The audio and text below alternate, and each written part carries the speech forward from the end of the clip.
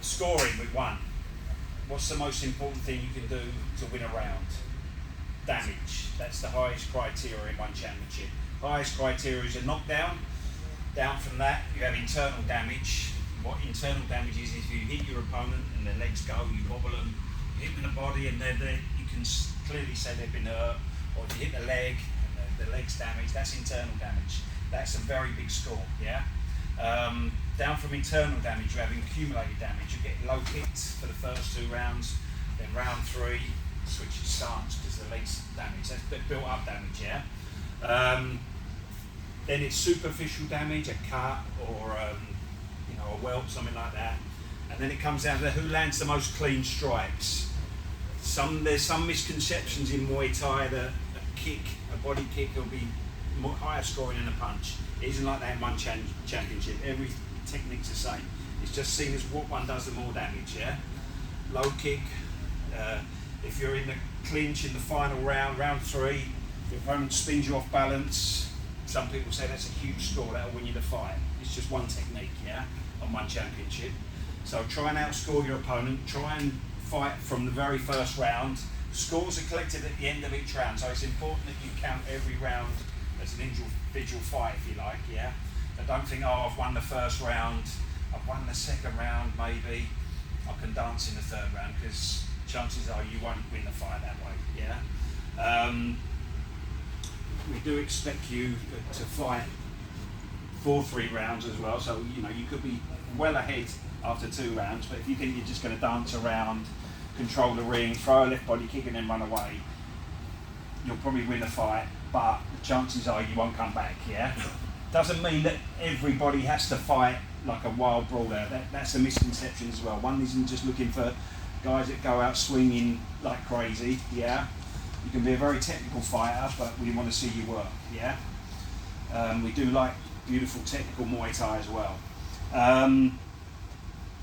Any questions on scoring?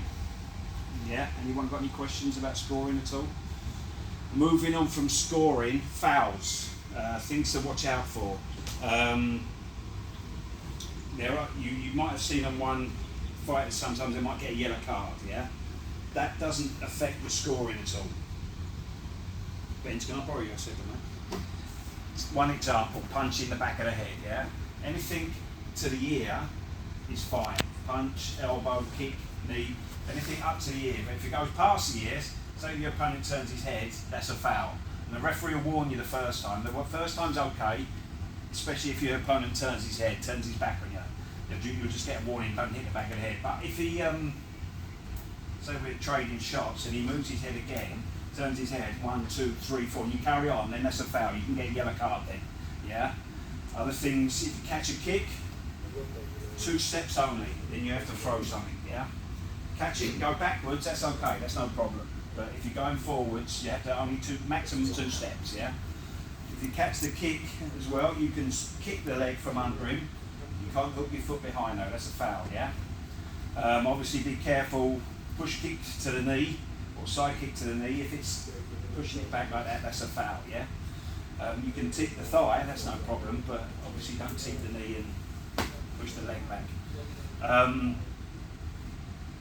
If you do get a yellow card, like I say, it isn't a point deduction. It doesn't mean you lost the round. You could get a yellow card for a couple of fouls and still win a round if you've done enough. But more importantly, it's 10% of your purse, yeah? So we don't really want to see you lose any of your money. So just pay attention to the ref if he warns you for anything. Be careful with your hands as well. Obviously, you're wearing MMA gloves, so open fingers. So make sure when you throw the punch, your hands are nice and tight so you don't poke your opponent in the eye, yeah? Any other question on fouls or anything like that? What you can or can't do? No? Tomorrow the weigh-in will be at 1:30. We have the facial pictures first. Scales will be here until 12 o'clock midday tomorrow. So you can come anytime tonight, anytime you want, check your weight.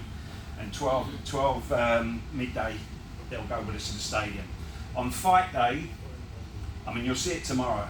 Each corner has its own room. Red corner, blue corner.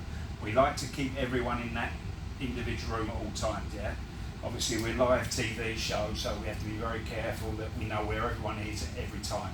So once you're at the stadium and you're in the room, please stay in there. If you've got your hands wrapped, it's even more important, and that's when you have to stay in the room. Yeah, there's staff in there. If you need to go to the toilet, they'll take you out, bring you back into the room. You can't take any food or any drink into the dressing room. There's water in there. There's bananas in there as well if you need anything. No Thai oil, no gel, no Vaseline, because we have MMA fights as well, so we have to be careful with the ring. Yeah. If you want to have your trainer wrap your hands, give us the bandage and we'll check that first, yeah? But I think most of you probably get your trainer wrap them for you. Any other questions at all? No? Right, so all the English speakers, you can go now, get plenty of rest, and we'll see you tomorrow.